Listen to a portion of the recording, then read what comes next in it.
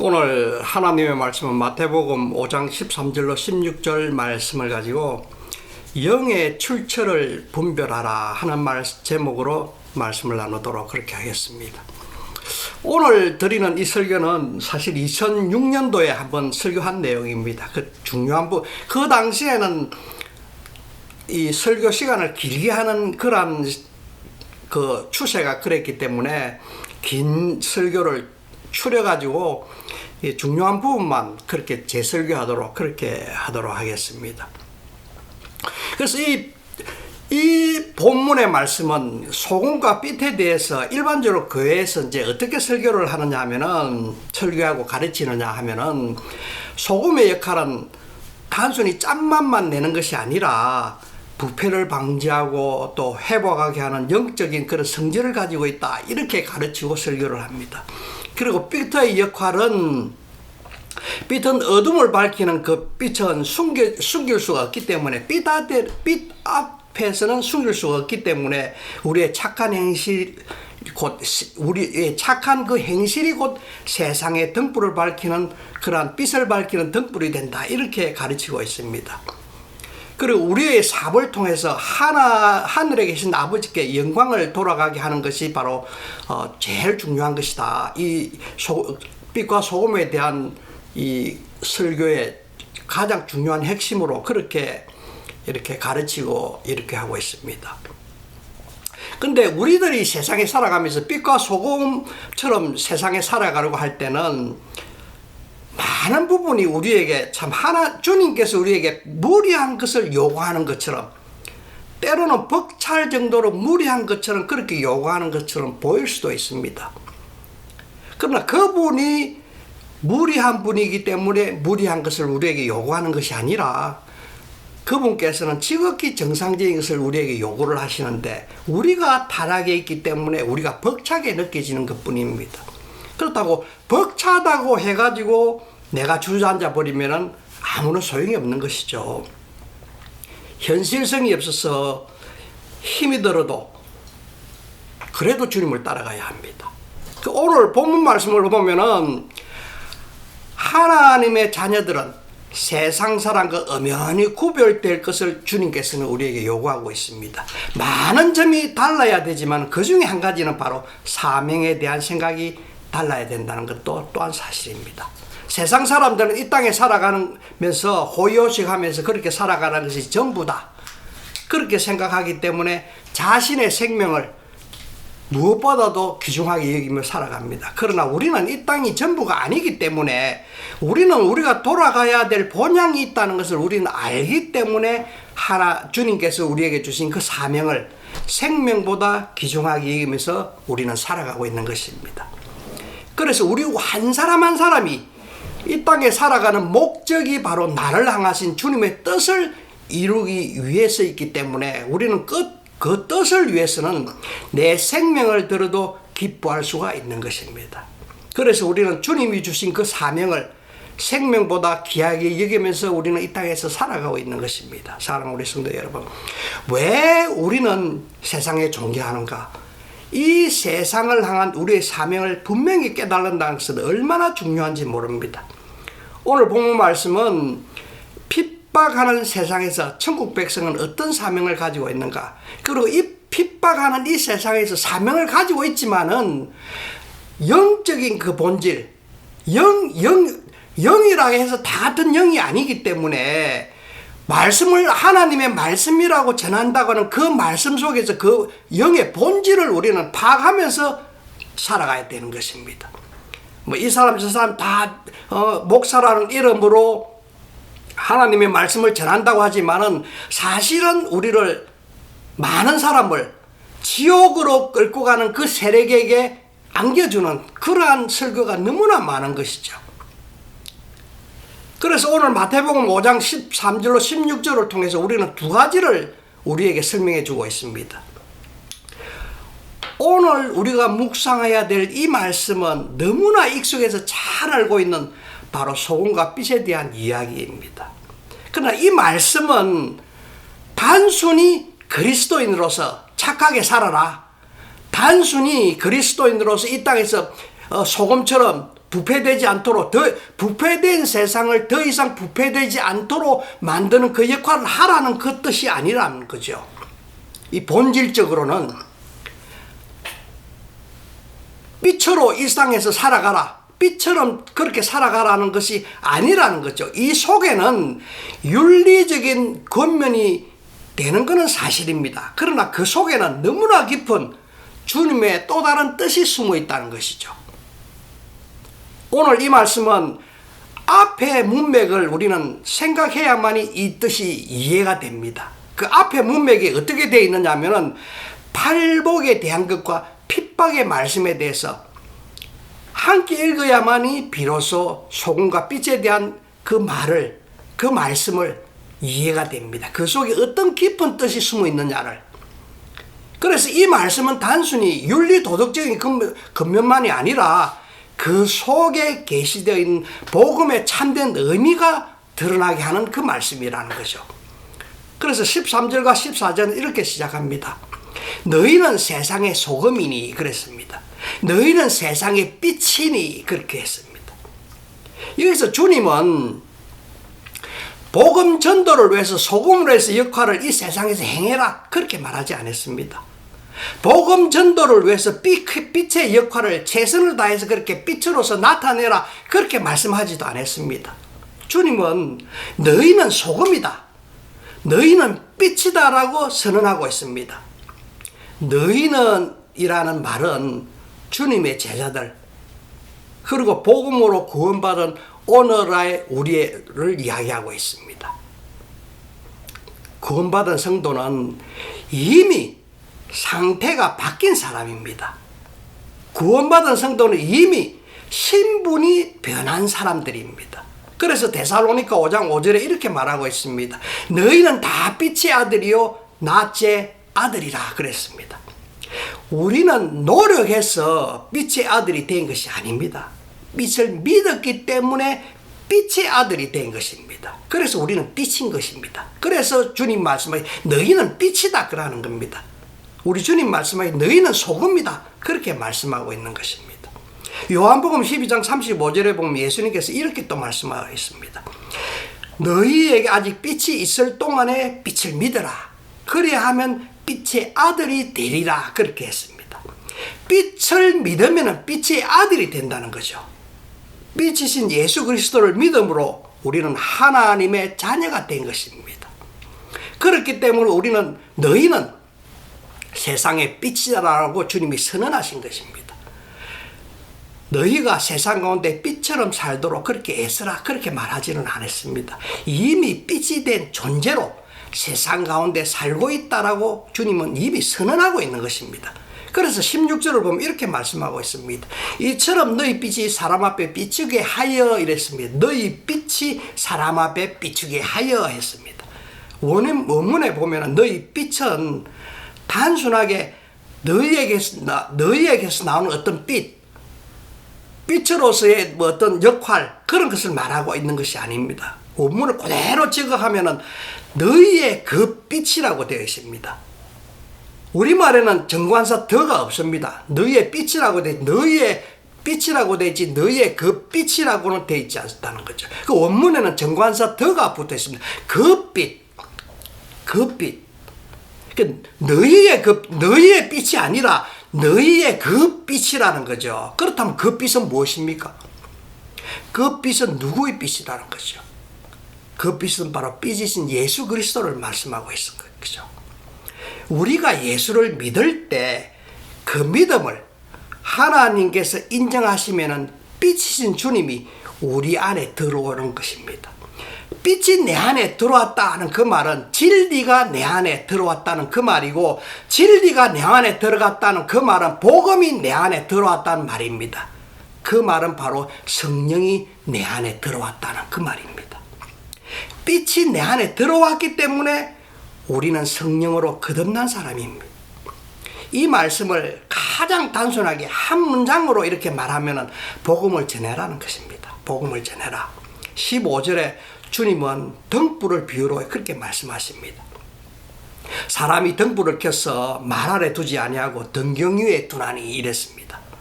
여기에서 말이라는 거, 말 아래라고 했을 때 말이라는 것은 우리가 타고 다니는 그 말을 말하는 게 아니라 옛날에 우리 곡식을 댈 때 대주, 사각으로 된 그 대주를 이야기하고 있습니다.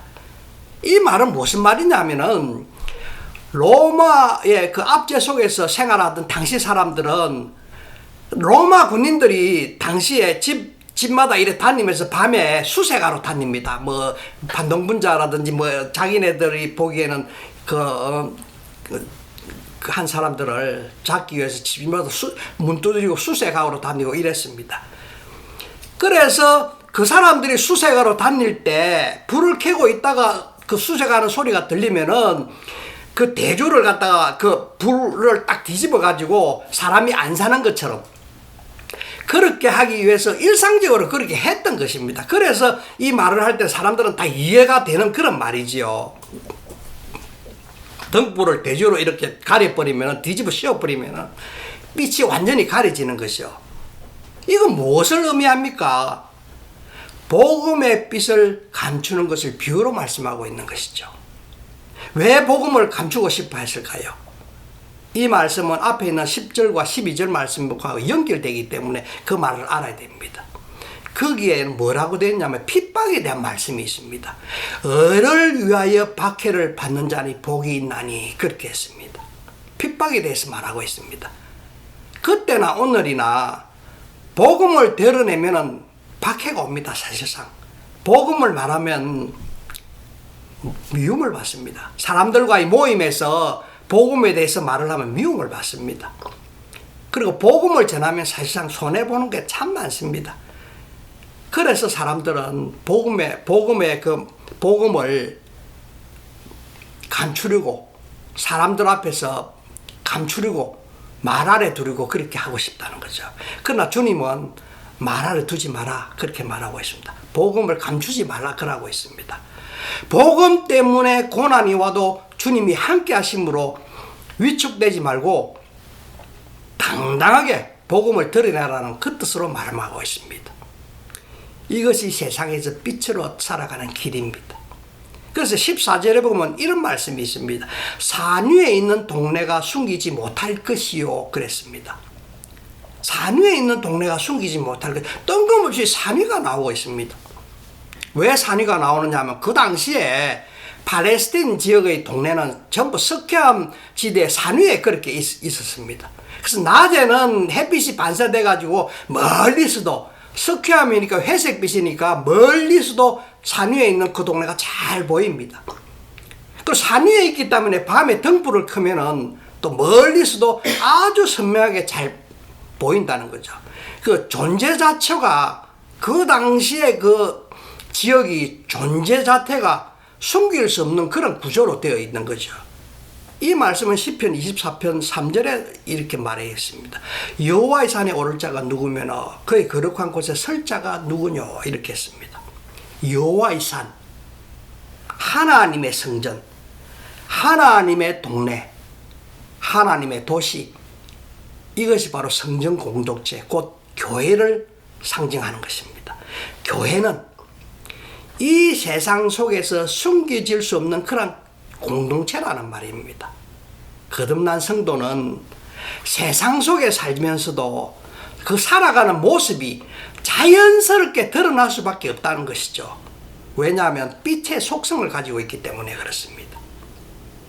만약에 자기는 거듭났다 하면서도 살아가는 그 모습이 빛의 속성을 가지고 있지 않다면 한번 좀 생각해 봐야 됩니다. 사람들 모였을 때 그리스도인으로서 향기를 풍기지 못하는 그러한 행동을 한다면 한번 좀 생각해 봐야 합니다. 빛의 속성 때문에 그리스도인이라고 불림을 받게 된 것입니다. 그런데 오늘날 교회는 어떻습니까?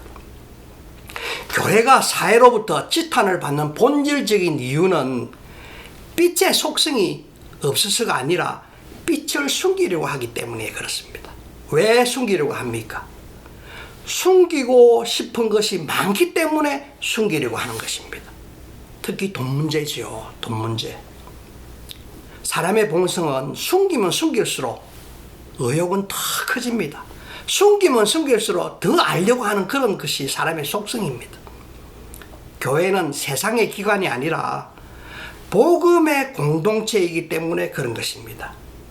그렇기 때문에 교회 안에서부터, 가정에서부터 복음의 빛이 밝아져야 하는 것입니다. 복음으로 살아가는 교회는 투명해야 됩니다. 자연히 투명하게 되는 거죠. 내가 투명하려고 노력하는 것이 아니라 복음으로 살아가는 교회는 자연스럽게 투명해질 수밖에 없는 것이죠. 빛의 속성 때문에. 복음으로 살아가는 교회는 감출 것이 없어야 합니다. 만약에 출석하는 교회가 빛을 감추려고 하는 것이 있다면 그 빛의 출처를 점검해 볼 필요가 있는 것이죠. 그 빛이 어디에서부터 오는 빛인가 출처를 알아야 됩니다. 다민족의 그 다문화, 로마의 3대 도시 중에 하나가 바로 안디옥 교회입니다. 안디옥 교회는 그 당시에 로마의 3대 도시입니다. 로마의 3대 도시. 그 안디옥 교회에서 왜 교회 다니는 사람들을 그리스도인이라고 세상 사람들이 그렇게 불러줬는지를 우리는 생각해 봐야 합니다. 그리고 착한 행실이란 또 뭡니까? 너희의 착한 행실. 16절 말씀을 다시 보면은 이같이 너희 빛이 사람 앞에 비추게 하여 그들로 너희 착한 행실을 보고 하늘에 계신 너희 아버지께 영광을 돌리게 하라, 이렇게 말하고 있습니다. 여기서 말하는 착한 행실은 단지 윤리적인 선행이나 구제하는 일이나 봉사하는 일이나 그런 것을 말하는 것이 아닙니다. 본질에서 복음 전하는 것을 가장 착한 행실이라고 성경은 말하고 있는 것이죠. 이것이 바로 13절에서 말하는 세상의 소금으로 사는 삽입니다. 구약에서 소금은 하나님의 언약을 의미하고 있습니다. 우리가 잘 알죠. 소금 언약이라고. 구약 성경을 배우면 반드시 소금 언약이라는 이 단어가 나옵니다. 그래서 레위기 2장 13절이나 역대하 13장 5절에 보면 소금 언약이라는 그 표현이 나오고 있습니다. 내 모든 소재를 소금을 넣으시리 내 하나님과의 언약이 소금을 내 소재에 빼지 못할지니라 그랬습니다. 소금은 하나님의 언약을 이야기하고 있습니다. 고대 근동에서 소금은 뭐 어떤 역할을 하느냐면 소금 언약이라고 이렇게 말을 할 때는 깨질 수 없는 그 언약을 이야기하고 있는 것이죠. 이거는 고대 근동에서 계속해서 그 소금 언약이라는 것은 그 사람들의 실생활 속에 들어있는 그런 단어입니다. 그리고 변하지 않은 언약이라는 뜻이죠. 깨질 수도 없고 변하지도 않은 그 언약을 말할 때는 소금 언약이라고 그 사람들은 표현하고 있는 거죠. 역대하 13장 5절에 보면 유다왕 아비야가 북이스라엘 여로보암을 향해서 이렇게 선포하는 것이 있습니다. 그 연설하는 중에 하나가 있습니다. 이스라엘 하나님 여호와께서 나라를 다윗과 그의 자손에게 영원히 있게 하셨으면 너희가 알 것이니 이는 소금 언약으로 된 것이니라, 이렇게 말하고 있습니다. 그러면 어떤 언약을 하나님이 다윗에게 주셨나요? 사무엘하 7장 15절에 보면은 내 집과 내 나라가 내 앞에서 영원히 보존되고 내 왕위가 영원히 견고하리라 그랬습니다. 근데 이때는 이미 다윗 왕조는 역사적으로 무너졌기 때문에 다윗에 대한 하나님의 언약이라고 말할 수도 없을 그런 것도 있습니다. 그런데 소금 언약이라는 건 변하지 않는다는 것이죠. 하나님의 언약은 변하지 않는다는 것이죠. 만약에 다윗이 죽음으로써 이 언약이 취소됐다면 이 소금 언약이라는 말을 쓸 수가 없는 것이죠. 하나님의 거짓말하신 것이 된다 이 말이죠. 그러나 신실하신 하나님의 그 언약은 다윗의 후손으로 오실 메시아 예수 그리스도를 통해서 영원한 나라가 세워질 것을 말하는 것이 바로 복음의 소금 언약을 이야기하고 있습니다. 다윗 단대만 이야기하는 것이 아니고 이스라엘만을 이야기하는 것이 아니고 영원한 복음을 이야기하고 있는 것이죠. 소금의 역할은 부패해가는 것을 더는 부패하지 못하도록 막는 데 사용하는 것은 사실입니다. 그러나 여기서 말하는 소금은 소금 자체를 말하는 것이 아니고 소금 자체, 소금의 역할을 말하는 것이 아니고 소금 자체, 그 소금 자체는 섞지도 변하지 않는 것을 말하고 있죠. 이 말은 하나님의 말씀은 영원하고 불변하다는 그 뜻을 간직하고 있는 것입니다. 그렇기 때문에 너희는 세상의 소금이라. 이 말은 너희는 언약 백성이다, 복음을 가진 사람이다 하는 그 뜻을 말하고 있는 것입니다. 그래서 복음을 가진 구원받은 성도는 하나님의 언약 백성이라고 하나님께서 이미 선포하셨다는 것이죠. 13절에 맛을 잃다라는 이 표현은 미각적으로 맛을 잃었다는 맛을 잃었다는 그 느낌을 표현하는 그 뜻이 아닙니다. 원문에 보면은 이 맛을 잃다라고 이렇게 번역은 되어 있지만은 원문에서는 바보처럼 되다, 미련하다, 어리석게 되다, 뭐 이런 뜻입니다. 그러니까 무슨 말을 하려고 하면 당시에는 불순물이 섞여가지고 겉은 소금같이 이래 보이지만은 짠맛이 없는 그런 소금도 시중에 유통되고 있었던 거죠. 그래서 이 사람들은 이 말을 할 때는 이미 다 알고 있는 것이죠.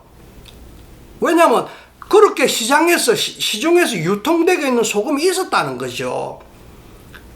그래서 사람들은 그것을 미련한 소금이다 이렇게 표현했습니다. 왜 미련한 소금이라고 표현했겠습니까? 소금을 미련한 소금이라고 이렇게 왜 표현했겠습니까? 그거는 에둘러서 비유로 표현하는 말입니다. 에둘러서. 이 말은 소금 자체가 문제가 아니라 소금을 관리하는 사람이 관리를 잘 못했다는 거죠. 그래서 소금을 관리를 잘하지 못한 그 사람을 비유로 조롱하는 말로 쓴 겁니다. 소금의 맛을 잃으면 이렇게 할 때, 오늘날 맛을 잃은 소금은 어떤 사람이겠습니까? 오늘날에 그는 복음을 감추고 복음을 숨기고 복음을 버리는 것을 이야기하고 있습니다. 왜 복음을 버리겠습니까? 왜 복음을 감추겠습니까? 십자가의 복음이 사람들에게 미련하게 보이기 때문에 그렇습니다. 사람들에게 복음만 전하면은 교회도 사람이 모이지 않습니다. 그리고 복음만 전하면은 교회 재정이 어려워질까봐 사람들은 두려워하고 있습니다. 왜 그렇습니까? 복음을 전하면은 요즘 말하는 11조는 성경에 없는 말을 하고 있는 거 아닙니까? 헌금하라 이런 것도 말도 안 되는 소리를 하고 있는 거죠. 목사들도 말도 안 되는 왕 같은 제사장이라 해서 그러는지 자기가 왕이 되는 거죠. 복음만 전하면은 사람들이 좋아하지 않습니다. 그래서 율법주의나 기복주의나 신비주의나 신사도주의가 막 이렇게 복음에 섞이게 되는 것입니다. 그러나 그러한 것은 바로 소금의 맛을 잃는 것이죠. 맛을 잃게 하는 것입니다. 골로새서 4장 6절에 보면 이런 말씀이 있습니다. 너희 말을 항상 은혜 가운데서 소금으로 맛을 낸 것 같이 하라 이랬습니다.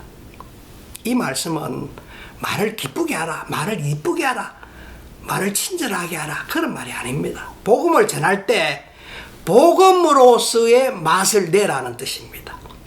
소금으로 맛을 내라는 그 말은 복음으로서의 전하라는 거죠. 복음 그대로 전하라는 거죠. 섞지 말라는 것입니다. 사람의 입맛에 맞춰가지고 복음이 아닌 것을 복음에 섞어가지고 말하지 말라는 것입니다. 우리가 말하는 복음이 아닌 것을 섞지 말라 이 말이 무슨 뜻입니까? 당신은 정말 새벽마다 기도하고 이러니까 하나님이 복 주실 것입니다. 사업체 잘 될 것입니다. 막 이렇게 섞는 거죠. 성경에 그런 거 없습니다. 이런 것이 복음에 다른 것을 섞는다는 거죠. 기도로 막 사람들에게 막 위로해주고 막 일하는 거 성경에는 그런 게 없다는 거죠. 복음만 전하면 재미도 없고 딱딱해 보여도 성령님께서는 누군가의 그 돌밥 같은 그 마음, 누군가의 그 자갈밥 같은 그 마음을 성령님께서 옥토로 만드시고 복음을 받아들이도록 성령님께서 책임준다는 거죠. 복음 복음을 내가 전한다 해가지고 그 사람이 복음을 안 전한다 해가 왜 안 믿냐 그렇게 할 필요는 없다는 거죠. 복음만을 전하라는 거죠. 전하면은 언젠가 시간이 되면은 성령 하나님께서 그 사람의 마음을 부드럽게 해가지고 복음을 받아들일 수 있는 그 마음이 되게 해가지고 복음을 받아들인다는 거죠.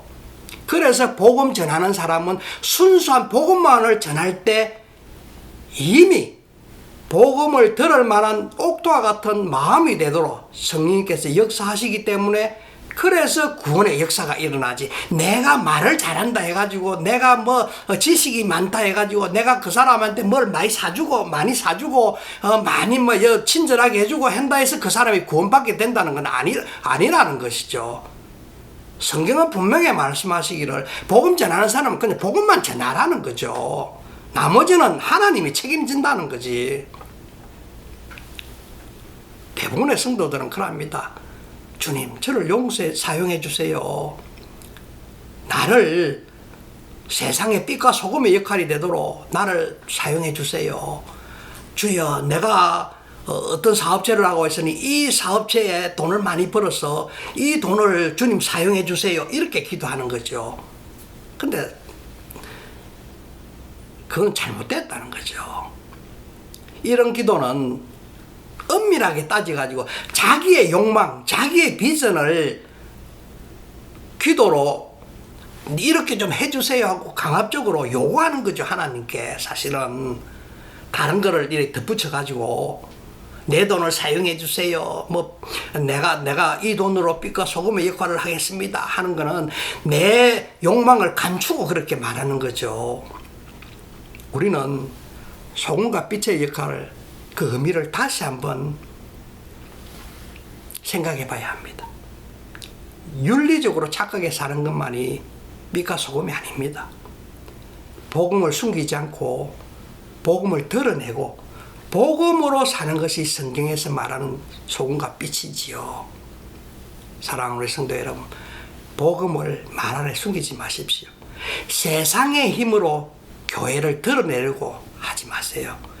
예수 그리스도가 십자가에 죽으심으로 그 죽음으로 인해서 구원받은 사람이 거듭난 바로 우리들입니다. 한 사람에게 전도해서 구원받게 하려면 한 사람의 생명값을 지불하고 그런 수고가 필요하다는 것이죠. 예수님이 십자가에서 우리를 위해서 죽었던 것처럼 한 사람에게 복음을 전하려고 하면 그만한 생명값을 지불해야 된다는 거죠. 그만한 수고가 있어야 된다는 거죠. 그래서 디모데전서 5장 15절에 보면 그러나 여자들이 말일 성숙함으로 믿음과 사랑과 거룩함에 거하면 그의 해산함으로 구원을 얻으리라 그랬습니다. 그의 해산함으로 구원을 얻으리라 그랬습니다. 우리가 구원받은 것은 또 다른 누군가가 해산의 수고함으로 해서 내가 구원을 받게 된 구원이 이루어진 것이죠.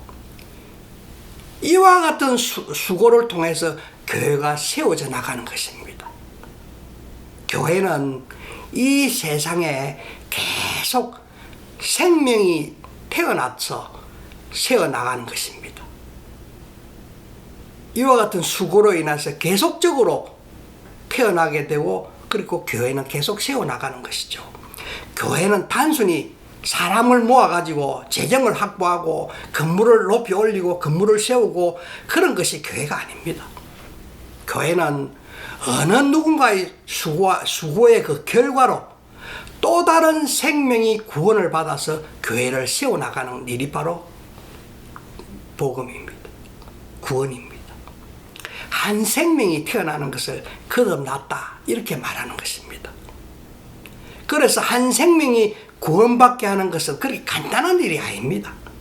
우리가 생각하는 것처럼 그로스리나 이런 데 가가지고 전도지라면서 한 장 주는 거 그걸로 구원이 이루어지는 것이 구원받게 되는 것이 아니고 그걸로 인해서 어떤 영향도 주지는 않습니다. 그건 단순히 자기가 다니는 교회 선전하는 선전물인 뿐입니다. 하나님께서는 한 사람 한 사람에게 복음의 능력이 나타나서 우리가 전하는 그 복음으로 구원받게 된 사람들이 그 사람들을 통해서 하나님께 영광을 돌리게 된다고 그렇게 말하고 있습니다. 그 사람, 우리가 전한 그 복음으로 구원을 받게 되면은 그 사람이 하나님께 영광을 돌리게 되는 것을 하나님께서는 바라시고 있다는 그 말입니다. 오늘 총 말씀의 결론적으로 말씀드리면 믿음으로 거듭난 우리들은 소금으로 빛으로 되어가고 있는 사람이 아닙니다. 되어가고 있는 사람이 아니라는 거죠. 이미 구원받은 모든 성도는 이미 빛이 된 사람입니다. 구원받은 성도 모두는 이미 소금이 된 언약 백성입니다. 담대하게 복음을 전하는 삽을 사시기를 예수 그리스도의 이름으로 간절히 부탁을 드립니다.